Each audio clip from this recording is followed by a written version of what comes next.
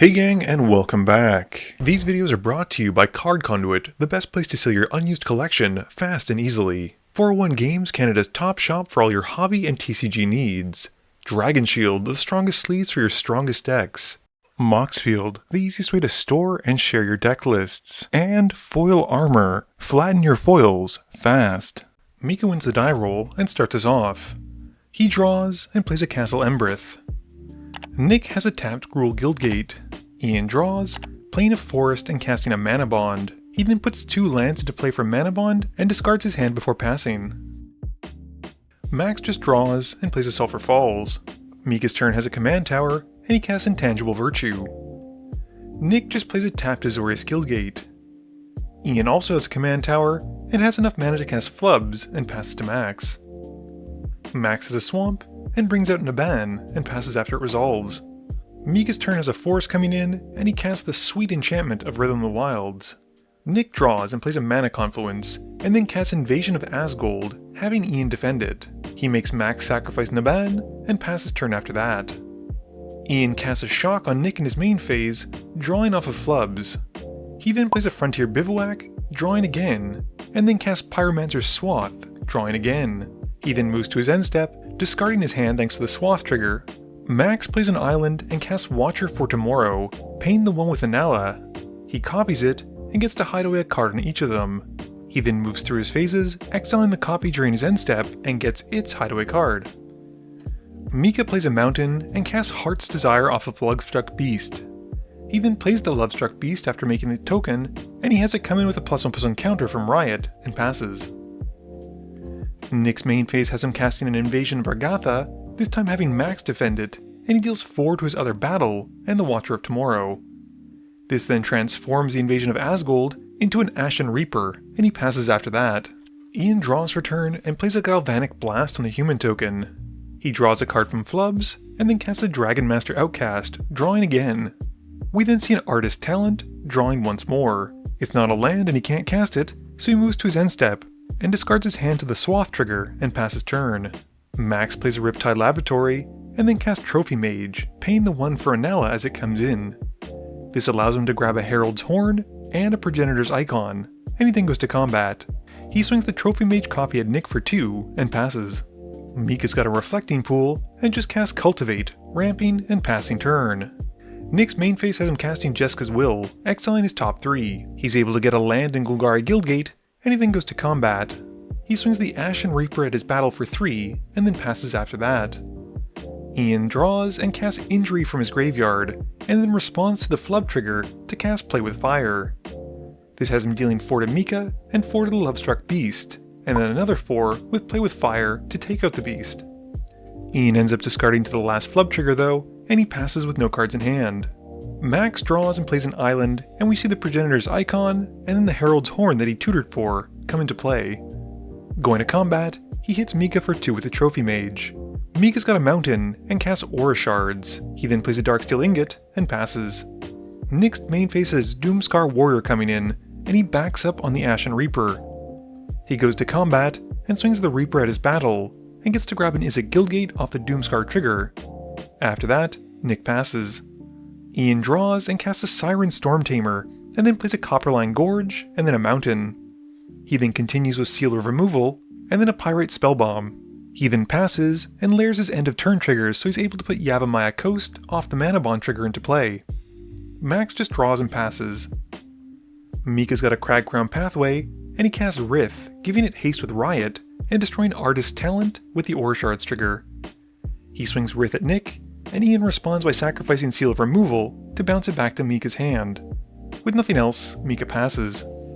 Nick draws and casts Invasion of Alara, flipping into Farseek and Invasion of Arcadia. He then casts the Farseek, going to find a Watery Grave. Nick then sends his Doomscar Warrior and Ashen Reaper at the Invasion, and Disciples the Inferno at Ian. This has Nick flipping the Invasion of Alara, and he gets an Orzhov Guildgate off the Doomscar Warrior trigger. Nick's second main phase then has him casting Awaken the Maelstrom. He copies the Doomscar Warrior and destroys the Rhythm of the Wilds, plus puts some counters onto his team and draws 2 cards. Nick then plays Orzhov Guildgate as his land for turn and passes. Ian gets to make a dragon from the Dragon Master Outcast on his upkeep, then draws for turn.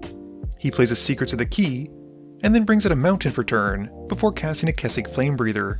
He continues with a Grim Lavamancer, and then casts a Ghostfire Slice, and targets the Disciples of the Inferno. Ian then casts a Lotus Petal, and then a Rift Bolt targeting the Ashen Reaper. He's got a pretty decent storm count at this point, and continues by playing a Burgeoning, and then a Jaddy Offshoot, and then moves to his end step. He uses his Mana Bond trigger to put a Dreamroot Cascade into play, and during his end step as well, Max flashes in Stunt Double as a copy of the Dragon Master Outcast. He also then cycles Stepping Through, going to find a Dowerport Mage. Max draws, plays an island, and then casts Mirror Maid, and has it come in as a copy of Aura Shards. He then follows it up with the Port Mage, blowing up Mika's Aura Shards with his Aura Shards, and pays the 1 for a copy with Inalla, and blows up the Intangible Virtue with that Aura Shards trigger. Going to combat, the Port Mage goes at Mika for 1. Max then moves to his end step, and exiles it, and draws from the other Port Mage. Mika's turn just has him drawing and recasting his commander. Nick's main phase has an Austere Command hitting the stack, and he picks the modes to destroy small creatures and enchantments. With that on the stack, Ian pops the Pirate Spellbomb, drawing a card, and the command then resolves. Going to combat, Nick swings his Warrior copy at Max and the original at Ian, and gets a Breeding Pool off one, but whiffs on the other trigger. Ian draws and recasts Flubs, and then casts a Chain Lightning and targets the Doomscar Warrior copy. He discards a card to Flubs, and then sacrifices his clue to draw a card, and plays an Exotic Orchard. With nothing else, Ian passes.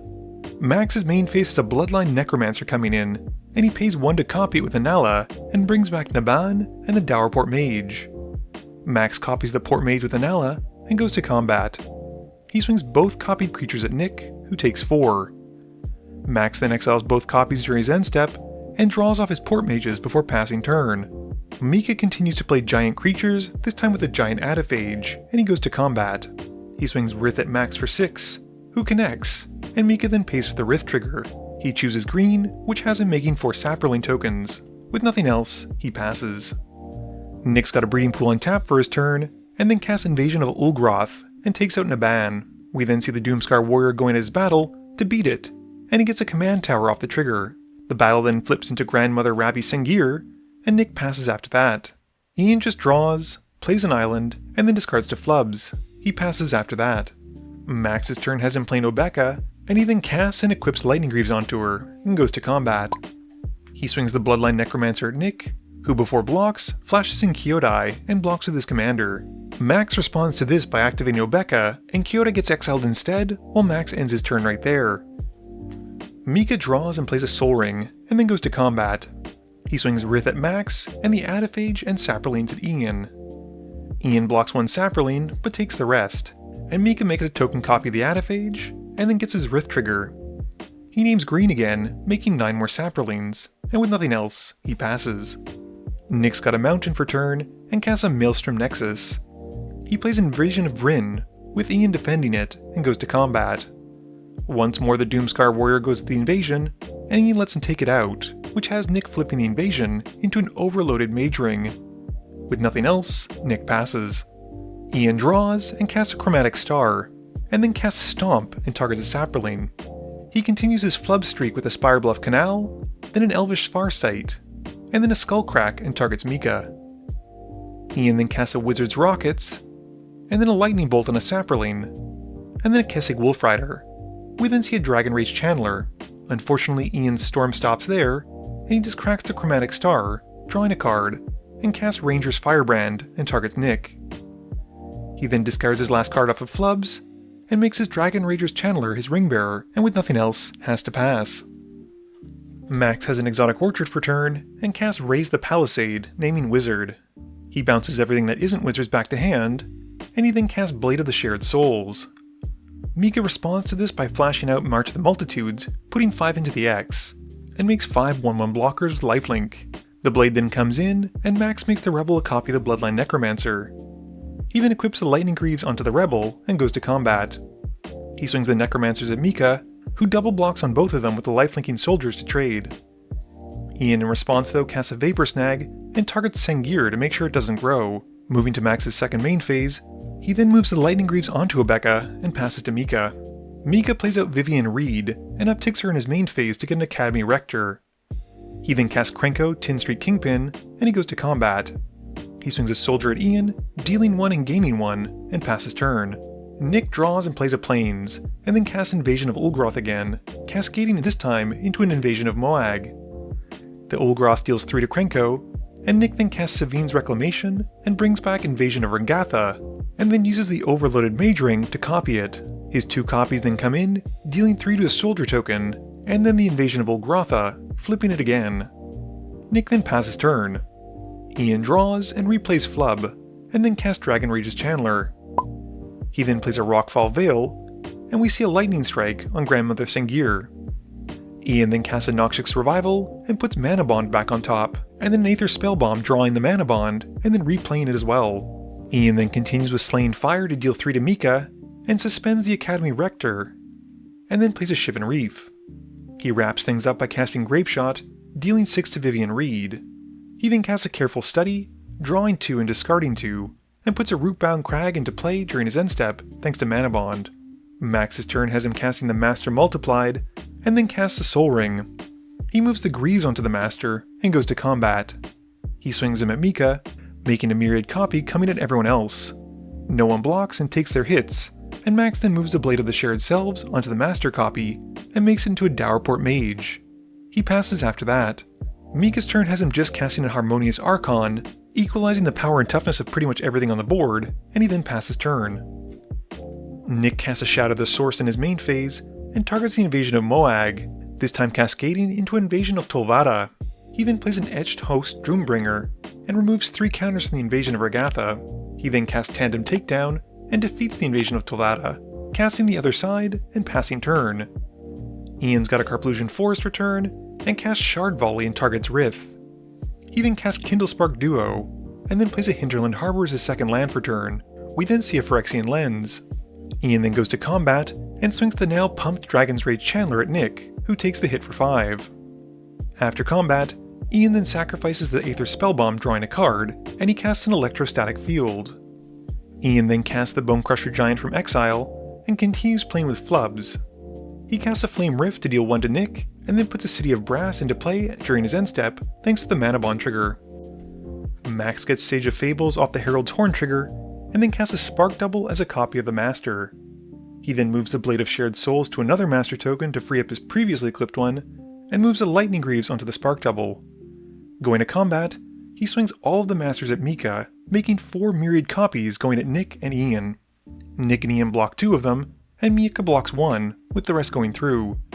After combat, Max then plays the Sage of Fables, and pays the 1 to make a copy of it with Inalla, and passes turn. Mika's main phase has him casting an Endrazor Forerunners, pumping the board as it comes in, and he then swings the Academy Rector and Archon at Max. Max takes the hit for 11, and Mika passes. Nick draws, playing a Mountain for turn, and then casts Invasion of Maraganda. He cascades into an Invasion of Belenon, and makes a Knight token, and then makes the Bloomwake Dryads fight the Dowerport Mage. Nick continues the Invasion of Eldraine, and has Max discard 2 cards, and then goes to combat. He swings the Dryads at the Invasion of Eldraine, defeating it, and casts the other side, and then plays a Portent Tracker and passes turn. Ian takes 2 from the Prickle Fairies, and draws for turn. He plays a Sorcerer class, drawing 2 and discarding 2, and then plays Hedge Maze and Horizon of Progress. Ian then continues with a Haywire Might, and then levels up the Sorcerer class twice. Going to combat, he swings the Dragon's Rage's Chandler at Max, who takes 5. Ian then moves to his end step, putting a Mountain into play off the Mana Bond trigger. Max draws and moves the Blade of Shared Souls to the Sage of Fables, making another copy of the Master. He then moves to combat, and swings his Masters at Ian, and makes the same amount of tokens going at Mika and Nick. Before moving to blocks, Ian cracks his Haywire Might to exile the Blade and gains 2 life. Ian then blocks 2 of them, Nick blocks 4, and Mika blocks 2. Before damage, Max then casts Hagra Mauling to destroy the Harmonious Archon, and turns his Masters back into 4/4s. This has Ian getting taken out, and Nick and Mika losing their boards, with Nick trading at least for a few of them. With Mika's Academy Rector hitting the graveyard, he exiles it, and goes to find Defense of the Heart to put to field. Max then casts Inalla, and passes turn. Mika's upkeep has Defense of the Heart going off, and he goes to grab Bifrost and Avenger of Zendikar to finally finish out the game, taking out both Nick and Max from the Perforos triggers. Game review time. So this might have been one of the longest games I've ever recorded, sitting at just under 3 hours. There was so much spot removal, and it was just such a grindy game. Everyone was pretty much brain dead by the end of it. It was brutal. I think the best card this game was probably the Defense of the Heart, because it ended the game, and is therefore my favorite card. This video wouldn't be possible without the help from my sponsors, but it definitely wouldn't be possible without the help from you, the viewers, and my patrons. So I just want to say thank you for watching, and to remember, friends are just opponents you haven't eliminated yet.